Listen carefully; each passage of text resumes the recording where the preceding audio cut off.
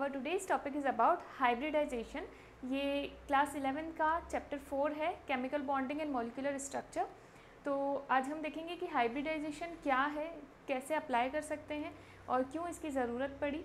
ठीक है, कुछ लोग कमेंट्स करते हैं कि मैम ट्रिक्स बताइए। तो ट्रिक्स जो है वो इम्पॉर्टेंट है आपके लिए, आपके जो कंपटीशन एग्ज़ाम्स वगैरह के लिए, बट पहले कंसेप्ट समझना बहुत ज़रूरी है। बिना कंसेप्ट की ट्रिक का आप क्या करोगे, वो कहीं काम नहीं आएगी। ठीक है, तो लाइफ में शॉर्टकट्स काम नहीं आते। ठीक है, पहले उसको आपको कंसेप्ट तो क्लियर करना होगा, फिर आप भले ही ट्रिक समझो। तो कंसेप्ट देखना तो बहुत ज़रूरी है। तो स्टार्ट करते हैं कंसेप्ट से, फिर हम ट्रिक भी देखेंगे। तो हाइब्रिडाइजेशन क्या है, मैं एक बार डेफिनेशन बता देती हूँ। एटॉमिक ऑर्बिटल ऑफ सेम और nearly same energy intermix to form new orbitals of exactly same energy. तो एटॉमिक ऑर्बिटल्स जो कि सेम एनर्जी या नियरली सेम एनर्जी के हैं, जो कि इंटरमिक्स होते हैं और हाइब्रिडाइजेशन करते हैं, यानी हाइब्रिडाइज ऑर्बिटल्स का फॉर्मेशन करते हैं, जो कि ऑर्बिटल्स हाइब्रिडाइज ऑर्बिटल की एनर्जी बिल्कुल एग्जैक्टली सेम होती है। तो ये मैंने बोल तो दिया, अब इसको मैं अप्लाई करके बताऊंगी कि ये बेसिकली है क्या।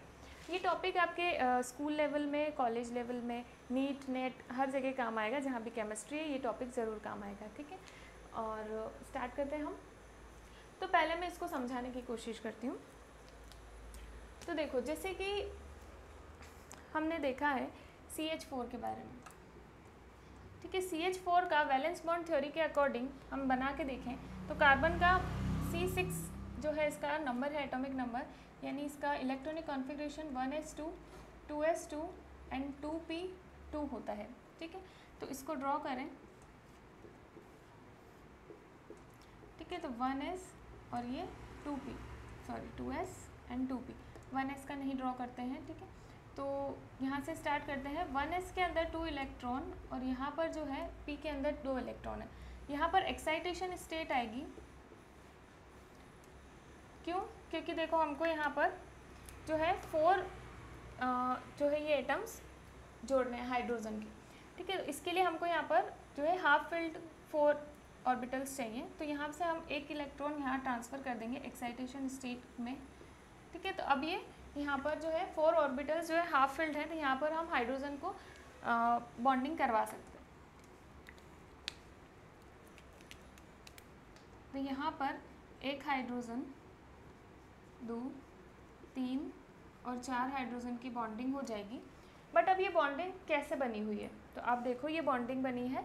हम जानते हैं कि हाइड्रोजन का जो इलेक्ट्रॉनिक कॉन्फ़िगरेशन है वो 1s1 है। ठीक है, तो यहाँ हाइड्रोजन का s और कार्बन का भी s, यहाँ हाइड्रोजन का s कार्बन का p, हाइड्रोजन का s कार्बन का p, हाइड्रोजन का s कार्बन का p। तो इस तरीके से बॉन्डिंग बन रही है। sp मतलब यहाँ पर ss sp sp sp। तो ये सबकी जो है bond length and bond energy different है। इनकी बॉन्ड लेंथ और बॉन्ड एनर्जी जो है वो डिफरेंट है, सेम नहीं है ना। बट जब इसका स्ट्रक्चर देखा गया तो ये देखा कि इनकी जो बॉन्ड लेंथ है और इनकी जो बॉन्ड एनर्जी है वो इक्विवेलेंट है, सेम है। तो ऐसा वैलेंस बॉन्ड थ्योरी, ये वैलेंस बॉन्ड थ्योरी के अकॉर्डिंग, वैलेंस बॉन्ड थ्योरी के अकॉर्डिंग तो ये चीज़ प्रूफ नहीं हो रही है यहाँ पर। ठीक है, तो इसको हम इसलिए यहाँ पर हाइब्रिडाइजेशन करना पड़ा। हाइब्रिडाइजेशन थ्योरी यहाँ पर लागू होती है किस तरीके से, तो इसमें जो है ज़्यादा चेंजेस नहीं है। जैसे कि आप देखो वैलेंस बॉन्ड थ्योरी के अकॉर्डिंग तो ये प्रूफ नहीं हो पा रहा था कि सबकी जो है बॉन्ड लेंथ और बॉन्ड एनर्जी इक्वल है, ऐसा प्रूफ नहीं हो रहा था। तो अब यहाँ पर देखिए, अब यहाँ क्या होगा कि पहले इनकी इंटरमिक्सिंग होगी।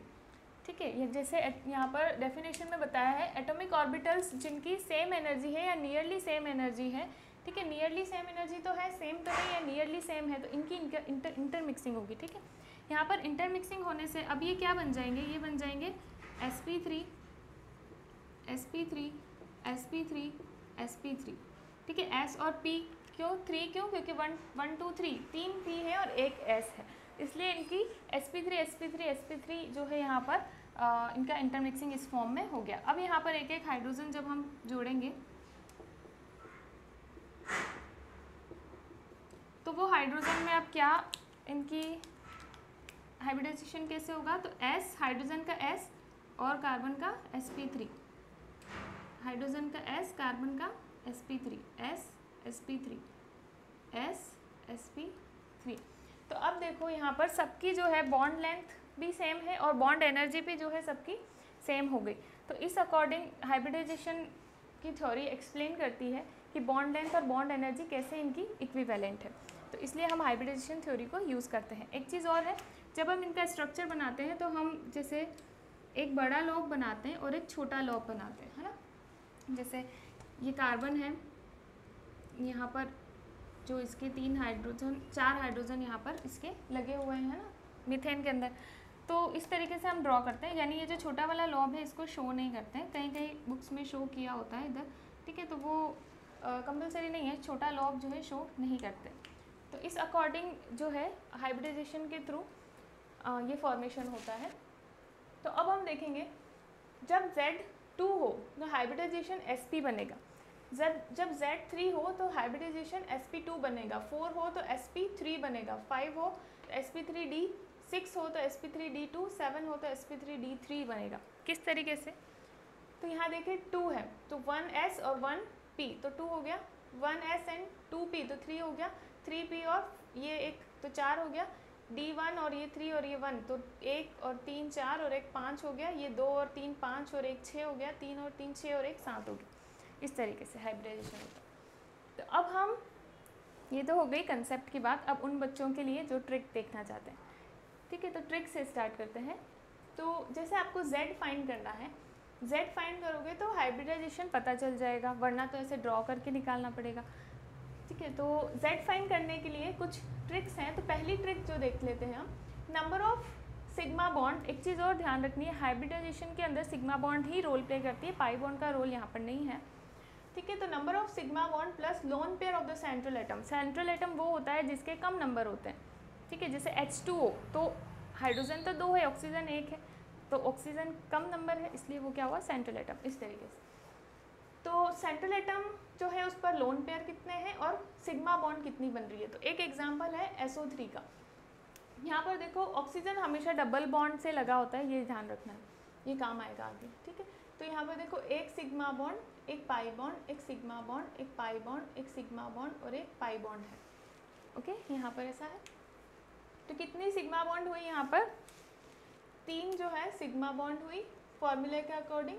और यहाँ पर लोन पेयर, एक भी लोन पेयर नहीं है, ठीक है, तो लोन पेयर एक भी नहीं है, यानी यहाँ पर 3 जो है Z का नंबर 3 आया। तो हाइब्रिडाइजेशन क्या हुआ, sp2, sp2, बहुत इजी है, ठीक है। आगे हम देखते हैं H2O के अंदर देखते हैं। तो H2O का ये स्ट्रक्चर है, यहाँ पर 2 तो जो है हाइड्रोजन लगे हुए हैं और 2 लोन पेयर प्रेजेंट है, इलेक्ट्रॉन 4 प्रेजेंट हैं, लोन पेयर 2, क्योंकि पेयर में एक हो गया ना, एक पेयर और ये 2 पेयर। तो यहाँ पर एक सिग्मा बॉन्ड, 2 सिग्मा बॉन्ड, तो देखो कितनी सिग्मा बॉन्ड है, 2 सिग्मा बॉन्ड है और 2 लोन पेयर है, यानी कितना हो गया, 4। तो हाइब्रिडाइजेशन क्या होगा, sp3, ठीक है, ये इसका हाइब्रिडाइजेशन हो गया। ये हो गई एक ट्रिक, इसके अकॉर्डिंग आप बना सकते हैं। और ये थोड़ा सा टफ है क्योंकि इसमें आपको स्ट्रक्चर पहले ड्रॉ करना पड़ेगा, फिर सिग्मा बॉन्ड निकालने पड़ेंगे, ठीक है। तो इससे हम थोड़ा और इजी करते हैं, आगे देखेंगे। नेक्स्ट ट्रिक में क्या है, Z इज इक्वल टू, आपको ये ट्रिक कहाँ मिलेगी, तो ये आपको बुक में भी मिल जाएगी, ठीक है, NCERT की जो बुक है उसके अंदर, या जो प्रदीप के रेफरेंस है उसके अंदर भी मिल जाएगी। तो यहाँ पर देखते हैं, half number of valence electron of central atom, central atom पर वैलेंस इलेक्ट्रॉन कितने हैं, प्लस अगर कोई इस पर नेगेटिव चार्ज है, ठीक है, माइनस अगर कोई इस पर पॉजिटिव चार्ज है, देन प्लस कोई भी मोनोवैलेंट एटम है, कितने हैं monovalent atom, number of monovalent atom. Monovalent atom होंगे हाइड्रोजन, फ्लोरीन, क्लोरीन और ब्रोमो, ओके। तो ये 4 जो है मोनोवैलेंट एटम्स हैं। तो स्टार्ट करते हैं, पहले NH3 का करके देखते हैं। तो लिखो पहले तो हाफ,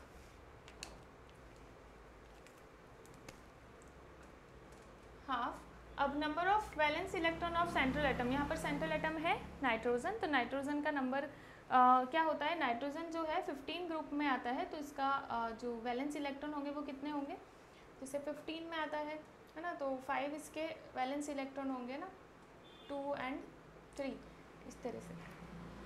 तो पहले देखो वैलेंस इलेक्ट्रॉन कितने हैं यहाँ पर, तो वैलेंस इलेक्ट्रॉन है इसके 5, ठीक है, वैलेंस इलेक्ट्रॉन 5 है। क्या कोई भी नेगेटिव चार्ज है? तो नहीं। क्या कोई भी पॉजिटिव चार्ज है? तो नहीं। और मोनोवेलेंट एटम क्या हाइड्रोजन, फ्लोरीन, क्लोरीन या ब्रोमाइड कुछ भी इसमें है? तो हाँ, यहाँ पर हाइड्रोजन है। कितने हाइड्रोजन है? तो 3। इसको सॉल्व करो, 5 6 7 8 हुआ। ठीक है, और ये 2 से डिवाइड हुआ तो कितना आ जाएगा? 4। ठीक है, तो 4 हाइब्रिडाइजेशन क्या बनेगा? sp3।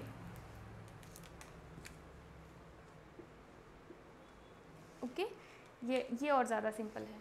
अब नेक्स्ट देखते हैं CO3 2-। तो कार्बन का वैलेंसी हम जानते हैं। पहले तो फॉर्मूला लिखो, हाफ वैलेंसी लिखो सेंट्रल एटम की कितनी है? 4। ठीक है, अब यहाँ पर क्या कोई नेगेटिव चार्ज है? तो यस, यहाँ पर 2 नेगेटिव चार्ज हैं। प्लस करो, माइनस करते अगर कोई पॉजिटिव चार्ज होता तो नहीं है। क्या मोनोवेलेंट एटम है इनमें से कुछ भी? तो नहीं है।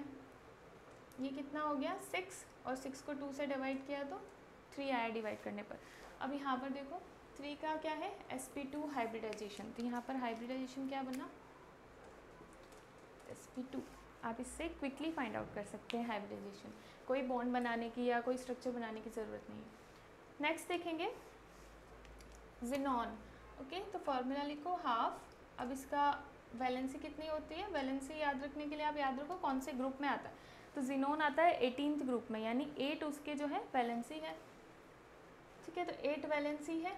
और यहाँ पर क्या कोई नेगेटिव चार्ज प्रेजेंट है? तो नहीं प्रेजेंट है यहाँ पर। और पॉजिटिव चार्ज प्रेजेंट है यहाँ पर? तो पॉजिटिव चार्ज भी नहीं है। मोनोवेलेंट एटम है? हाँ, यहाँ पर F है। कितने हैं? 2 हैं। ठीक है, तो ये कितना हुआ? 10, और 2 से डिवाइड किया तो 5 आया। यानी 5 का जो है हाइब्रिडाइजेशन क्या है? sp3d।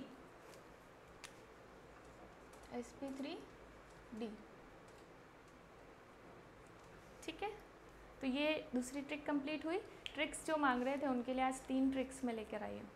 नेक्स्ट हम देखेंगे Z is equal to number of atoms around central atom plus lone pair of the central atom. तो सेंट्रल एटम के अराउंड में कितने एटम्स अटैच हैं और सेंट्रल एटम पर कोई लोन पेयर है या नहीं है। ठीक है, कितने लोन पेयर है?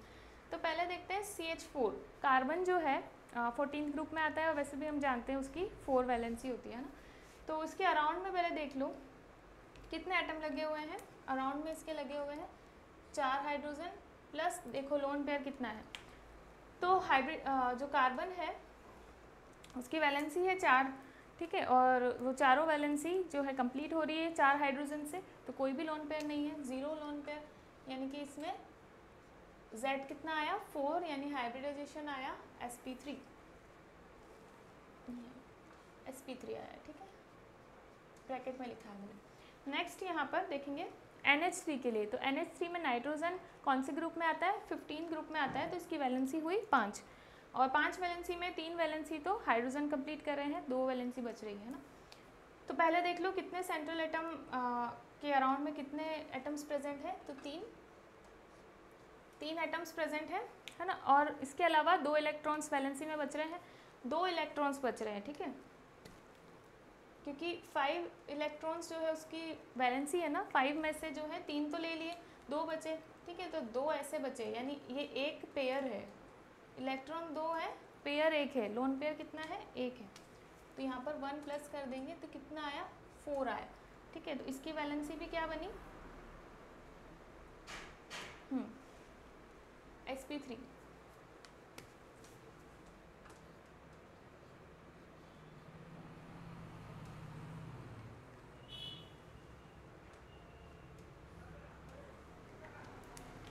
नेक्स्ट देखते हैं H2O। H2O के अंदर देखेंगे कि ऑक्सीजन 16 पे आता है, 16 पे आता है, और इसकी 6 जो है वैलेंसी है। और इसके अराउंड में कितने एटम्स हैं? तो 2 हाइड्रोजन एटम है। 6 में से 2 तो ले लिए। ठीक है, 2 ले लिए, तो 6 में से 2 लेने के बाद में कितने बचे? 4 बचे। 4 इलेक्ट्रॉन बचे, बट 2 पेयर बचा है ना, तो 2 पेयर हुआ यहाँ पर। तो टोटल कितने हो गए? 4। तो 4 का क्या है? sp3। नेक्स्ट देखेंगे IF7। तो IF7 में जो I है, ठीक है, उसका कितना है? 17 ग्रुप में वो आता है, तो 7 उसकी वैलेंसी है। 7 में से 7 फ्लोरीन जुड़ गए, तो सारी वैलेंसी फ्लोरीन नहीं ले ली, तो कोई भी यहाँ लोन पेयर नहीं बचा। 7 एटम्स अराउंड में कोई लोन पेयर नहीं है, तो इसका कितना आया, Z नंबर आया 7, यानी हाइब्रिडाइजेशन हुआ sp3d3, sp3d3। देन आया जिनोन, है ना, XeF4, तो जिनोन 18th ग्रुप में आता है, तो 8 इसकी वैलेंसी है। 8 वैलेंसी में से 4 तो कवर हो रही है, 4 बच रहे हैं, ठीक है, 4 तो इसके अराउंड में एटम्स हैं और वैलेंसी के अंदर 4 बच रहे हैं, यानी 4 इलेक्ट्रॉन यानी 2 पेयर, ठीक है। तो ये हुआ 6 के अंदर आया sp3d3।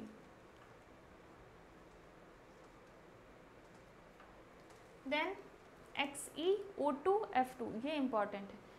तो यहाँ देखो कितने एटम्स अराउंड में है, 2 और 2 4, ठीक है। जिनोन की वैलेंसी है 8 में से जो है 4 तो इनको मिल रहा है। इसके अलावा देखो कि ऑक्सीजन 2 बॉन्ड से अटैच होता है, मैंने पहले बोला है ना, ऑक्सीजन 2 बॉन्ड से अटैच होता है। तो ऑक्सीजन को 1 2 3 4 4 इलेक्ट्रॉन्स चाहिए एक बार अटैच होने के लिए, यानी 2 बॉन्ड बनाने के लिए। तो यहाँ पर 4 तो इनको वैसे ही मिल रहा है और ऑक्सीजन को 2 एक्स्ट्रा यानी डबल बॉन्ड बनाने के लिए टोटल 6 इलेक्ट्रॉन्स यूज़ में आ रहे हैं। 8 में से 8 वैलेंसी में से 6 इलेक्ट्रॉन यूज़ आ रहे हैं, तो एक लोन पेयर बच रहा है, ठीक है। तो यहाँ हुआ 5 से क्या आया sp3d,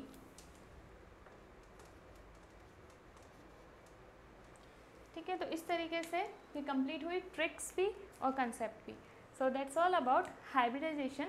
सो बायो के भी टॉपिक्स हैं, आप प्लेलिस्ट में जाकर चेक करें, और केमिस्ट्री की भी प्लेलिस्ट बनी हुई है क्लास के अकॉर्डिंग भी, और ऐसे ही भी केमिस्ट्री नाम से भी बनी हुई है, तो आप चेक कर सकते हैं।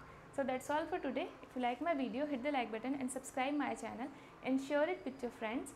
एंड कोई भी नोट्स चाहिए तो आप इंस्टाग्राम पेज फॉलो करें फास्ट यानी क्लासेस के नाम से। And thank you for watching, keep learning.